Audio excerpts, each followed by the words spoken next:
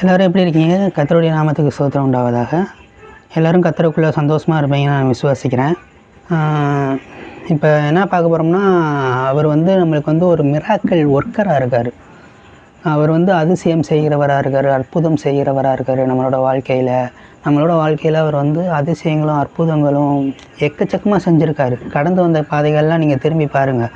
திரும்பி பார்த்தா உங்களுக்கே தெரியும் நம்மளுக்காக எத்தனை அற்புதங்களும் எத்தனை ஆச்சரியங்களும் அவர் செஞ்சுருக்காருன்னு உங்களுக்கு நல்லாவே தெரியும். ஸோ அவர் நம்ம வாழ்க்கையில் மிராக்கிள் ஒர்க்கராக இருக்கார். ஸோ நீங்கள் இந்த நேரத்தில் கடன் பிரச்சனைகள் இருக்கலாம், இல்லை ஹாஸ்பிட்டலில் வியாதியாக இருக்கலாம். ஸோ இந்த நேரத்தை ஆண்டவர் சொல்கிறாரு, நான் அவங்களுக்கு ஆறுதலாக இருப்பேன், நான் அவங்களுக்கு துணையாக நிற்கிறேன். ஸோ நீங்கள் கடன் பிரச்சனையில் இருந்தீங்கன்னா அவர் உங்களுக்கு துணையாக நிற்பாராம். நீங்கள் வியாதியில் பட்டு இருந்தீங்கன்னா அவர் உங்களுக்கு ஒரு மருத்துவராக இருப்பார். ஸோ இந்த மாதிரி ஒவ்வொரு இதுக்கும் அவர் எல்லா ரோலும் அவர் ப்ளே பண்ண அவர் வல்லவராக இருக்கிறாரு. உங்கள் வாழ்க்கையில் என்னென்ன ரோல் அவர் ப்ளே பண்ணாரோ அவர் எல்லா ரோலும் ப்ளே பண்ணுறதுக்கு அவர் வல்லவராக இருக்கிறாரு. ஸோ அவரை மட்டுமே நம்பி இருங்க. அவர் உங்கள் வாழ்க்கையை மாற்றுவார், உங்கள் வீட்டுக்காரை மாற்றுவார், உங்கள் மனைவியை மாற்றுவார், உங்கள் குடும்பத்தை மாற்றுவார். நீங்கள் கஷ்டப்பட்டிருக்க சூழ்நிலையில் கூட உங்களை சிரிக்க வைப்பார். அவருக்குள்ளே நீங்கள் எப்போதுமே சந்தோஷமாக இருங்கள் மட்டும்தான் சொல்கிறாரு. நீங்கள் கவலைப்படவே வேண்டாம். ஸோ பிசாசானவன் எவனை விழுங்கலாமோ என்று வகை தேடி சுற்றி கொண்டிருக்கிறானா. ஸோ இப்போ என்ன பார்க்க போகிறோம்னா, அவன் யாரை விழுங்கலான்னு சொல்லிட்டு வகை தேடி சிந்திக்கிறான். அவன் எல்லாரனாலையும் அவனால் விழுங்க முடியாது. ஸோ இப்போ யாரை அவனால் விழுங்க முடியும்? கவலையில் யார் இருக்காங்க, அதுக்கு முன்னாடி வசனத்தில் இருக்கும், கவலையில் யார் இருக்காங்களோ அவங்கள மட்டும்தான் அவனால் விழுங்க முடியும். ஸோ நீங்கள் கவலையை மட்டும் விட்டுருங்க, கவலையில் இருக்காதீங்க. ஸோ கவலையில் நீங்கள் இல்லாமல் இருந்தீங்கனாலே போதும். பிசாசானவன் உங்களை தொடக்கூட முடியாது. பிசாசு உங்களை பார்த்து முதுகு காட்டி ஓடி போகிற சுச்சுவேஷனுக்கு அவன் தள்ளப்படுவான். ஸோ அவனை 2000 வருஷத்துக்கு முன்னாடியே ஆண்டவர் வெற்றி சிறந்துட்டார். ஸோ இப்போ என்ன நம்ம பார்க்க போகிறோம்னா, நான் ஒரு சின்ன இது சொல்கிறேன், அதை நல்லா ஞாபகம் வச்சுக்கோங்க.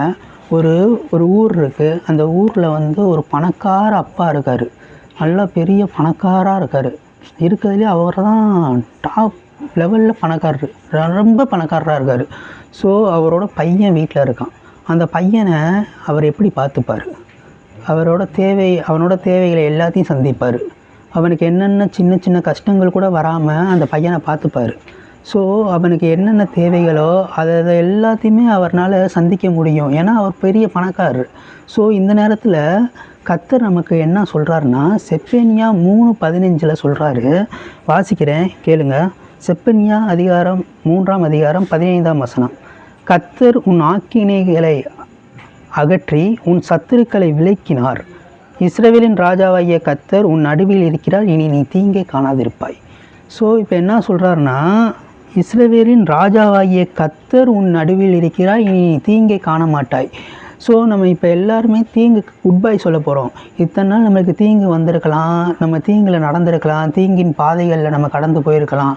இனிமேல் அந்த பணக்காரனோட அப்பா இருக்கார்ல, அந்த பையன் எப்படி அவர் இருக்கும்போது எப்படி பயப்படாமல் கலங்காமல் எல்லாத்துக்குமே துணிவோட எங்கள் அப்பா என்னை பார்த்துப்பாருன்ற ஒரு நம்பிக்கையோடு அவன் இருக்கானோ, இந்த நேரத்தில் அவர் உங்களுக்கு சொல்கிறாரு, கர்த்தர் உங்கள் நடுவில் இருக்கிறார், நீங்கள் தீங்கை காண மாட்டீங்க.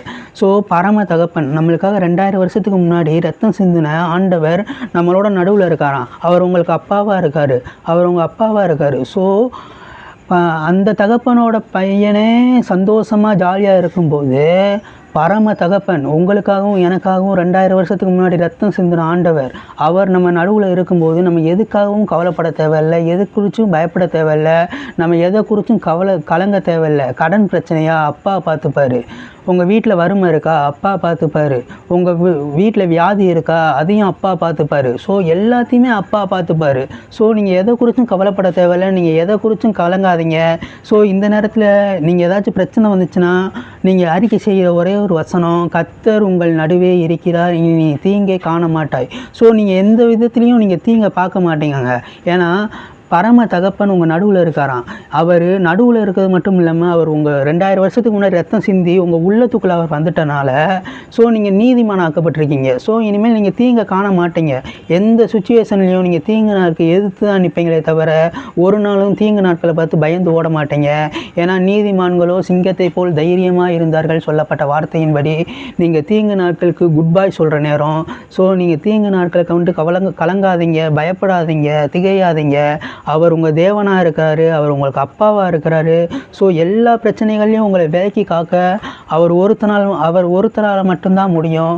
ஸோ அந்த பையனும் அந்த அப்பாவோட பையன் எப்படி கலங்காமல் பயப்படாமல் திகையாமல் எதுக்குமே அஞ்சாமல் எல்லாத்தையும் எங்கள் அப்பா பார்த்துப்பார்ன்ற ஒரு நம்பிக்கையோடு இருக்கானோ, அந்த ப்ராமிஸ் பண்ண அப்பாவுக்கே அவ்வளோ அந்த பையனுக்கே அவ்வளோ நம்பிக்கை இருக்கும்னா ஆண்டவர் உங்கள் கூடயும் என் கூடயும் கவனன்ட் பண்ணியிருக்காரு.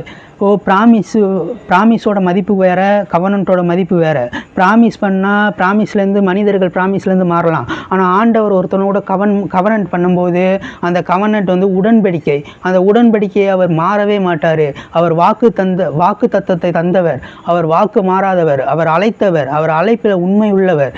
ஸோ கடன் பிரச்சனை எல்லாம் முடிய போகுது. உன்னோட சுகவாழ்வு சீக்கிரத்தில் துளிர்க்க போகுது. ஸோ நீ எதற்கு உன் வீட்டுக்கார் உன்னை தேடி திரும்பி வருவார். ஸோ உனக்கு கூட குழந்தை இல்லையா, கவலைப்படாத. உனக்கு அந்த குழந்தை பிறக்கும். அந்த குழந்தைய நீ கூப்பிடுவ, உன் குழந்தைய நீ தூக்குவ. ஸோ எல்லாத்தையுமே அவர் பார்த்துக்க அவர் வல்லவராக இருக்கிறார். ஸோ இந்த நேரத்தில் நீ எதற்கையும் கவலைப்படாத.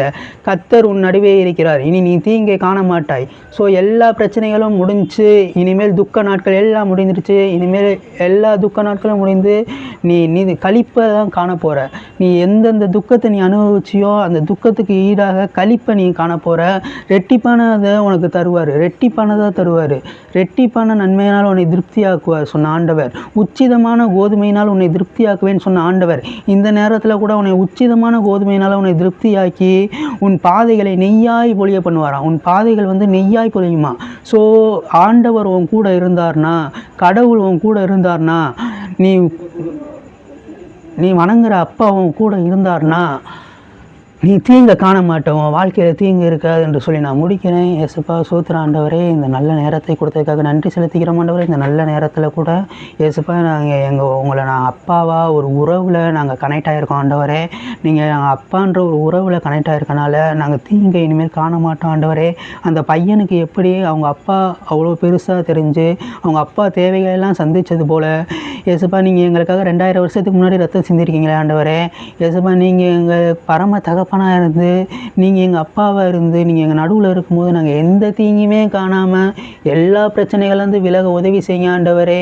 ஏசப்பா பண தேவையாக இருக்கட்டும், ஏசப்பா பொருளாதார தேவையாக இருக்கட்டும், ஏசப்பா குடும்பத்தில் வியாதியாக இருக்கட்டும், எல்லாமே முடிவுக்கு வர நேரம் இது.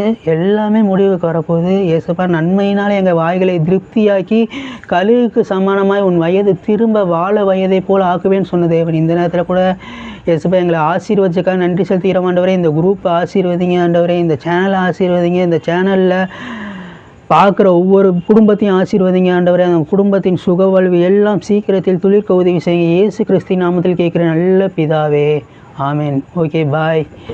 கர்த்தர் உங்களை ஆசீர்வதிப்பார்.